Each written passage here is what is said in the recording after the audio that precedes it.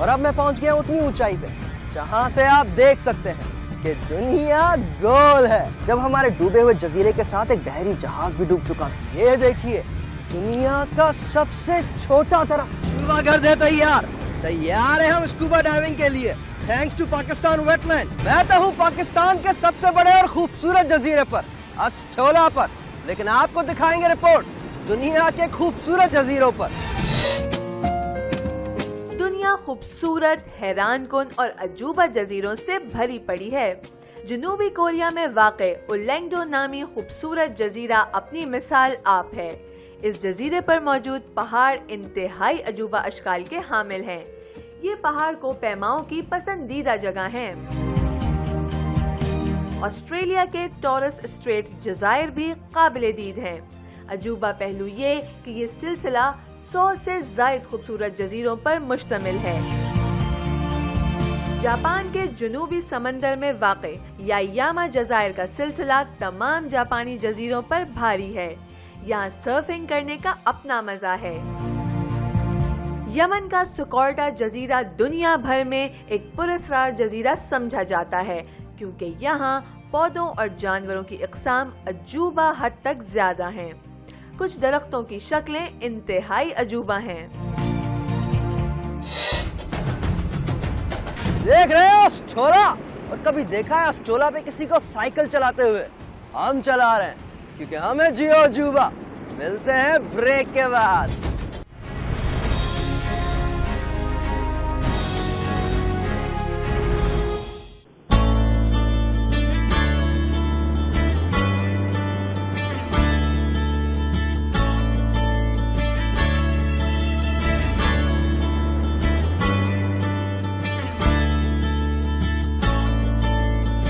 चार से 5 किलोमीटर का है ये जजीरा।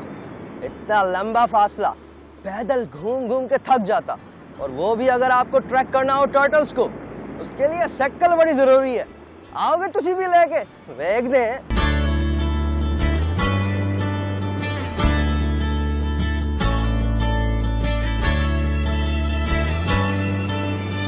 साइकिल पे तो टर्टल ट्रैक नहीं मिले, लगता है अब पैदल निकलना पड़ेगा। ये टर्टल निकलते भी रात को है, लेकिन मैं तो ढूंढ के रहूंगा। टर्टल नहीं तो कम से कम उनके ट्रैक तो मिल जाए, दिखाएंगे आपको। चलिए अब पहिया पहिया।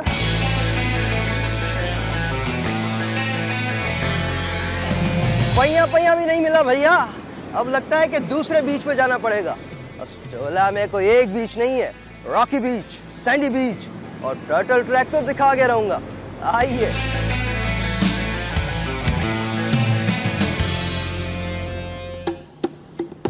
और बताओ अस्टोला आइलैंड के अजूबे, यहाँ बीच की कमी भी नहीं है।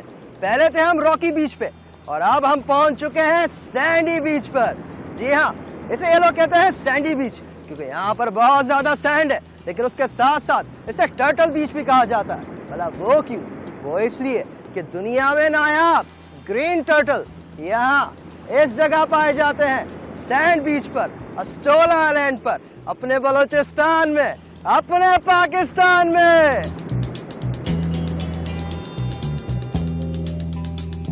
ये देख रहे हैं आप, ये है टर्टल ट्रैक, यानी कछुए के पैरों के निशान।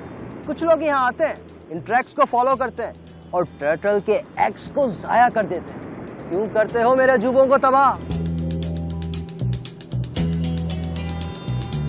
और अब मैं पहुंच गया उतनी ऊंचाई पे जहां से आप देख सकते हैं कि दुनिया गोल है। यह है अस्टोला का टॉप या फिर टॉप, सदियों से एक तन्हा जजीरा जिसे पहले किसी ने ना देखा था और ना ही समझा था।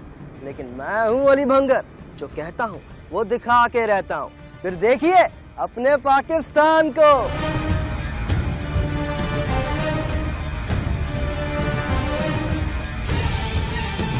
तो ये है वो जगह जहां से आप देख सकते हैं कि दुनिया गोल है। यहीं से आपको दिखाएंगे कि अस्टोला के अलावा एक और जजीरा भी मौजूद है।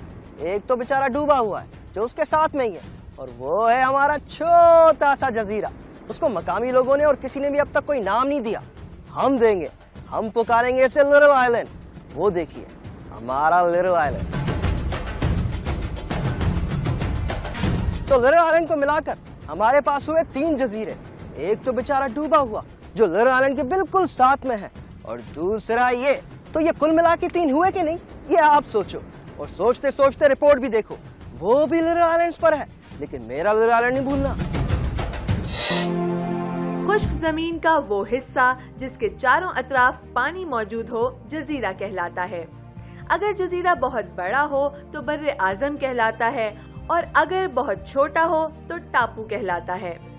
इंग्लिस्तान के जुनूब मगरिब में बहीरा ओकियानूस यानी अटलांटिक ओशन में वाक़े एक टापू यानी बहुत छोटा जजीरा बिशप रॉक के नाम से जाना जाता है।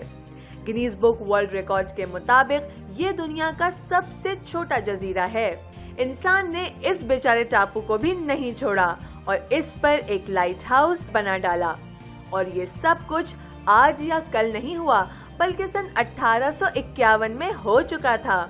इस जजीरे पर हर वक्त तेज हवाएं चलती रहती हैं। यहाँ स्टोला के टॉप पर एक वॉच टावर भी मौजूद है, जिसे देख के लगता है कोई इसे वॉच ही नहीं करता। लेकिन ये बना कुछ बरस पहले, जब हमारे डूबे हुए जजीरे के साथ एक बहरी जहाज भी डूब चुका था। यहाँ स्टोला आइलैंड पर कोई दरख्त वगैरह नहीं है, अगर कुछ है तो ये झाड़ियाँ हैं, और झाड़ियाँ भी वो झाड़ियाँ जो नॉर्थ अमेरिका और कैरेबियन में पाई जाती हैं। अस्टोला जैसा आइलैंड, वो भी मेरे पाकिस्तान में। तुम जाओ मलेशिया घूम के आओ। और अब मैं दिखाऊंगा अस्टोला आइलैंड पर मौजूद एक और अजूबा। ये देखिए, दुनिया का सबसे छोटा दरख्त। मजाक कर रहा हूँ, हर बात अजूबा नहीं होती। चेक कर लिया करो, चेक ब्रेक के साथ।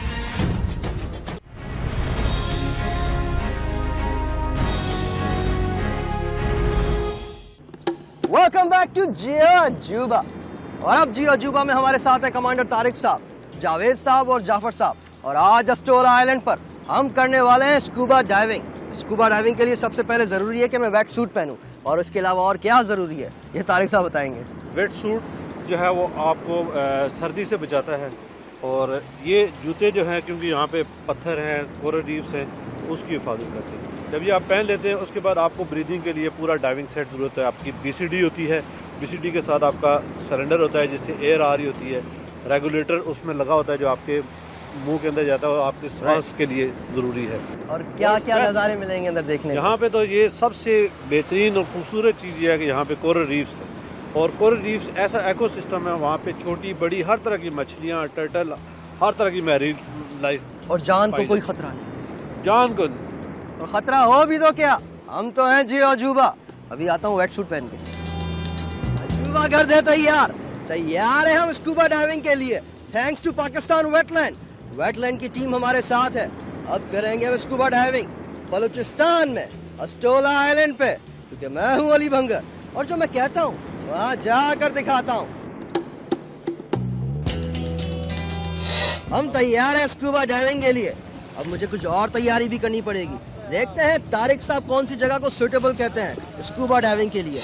अस्टोला आइलैंड के बिल्कुल करीब ही है कोरल रीफ का इलाका, जहां आपको बहुत खूबसूरत मछलियां दिखाई दे सकती हैं। उन्हीं की तलाश है। पहले तारिक साहब जंप करेंगे और उसके बाद अगर ये कहेंगे तो हम भी जाएंगे।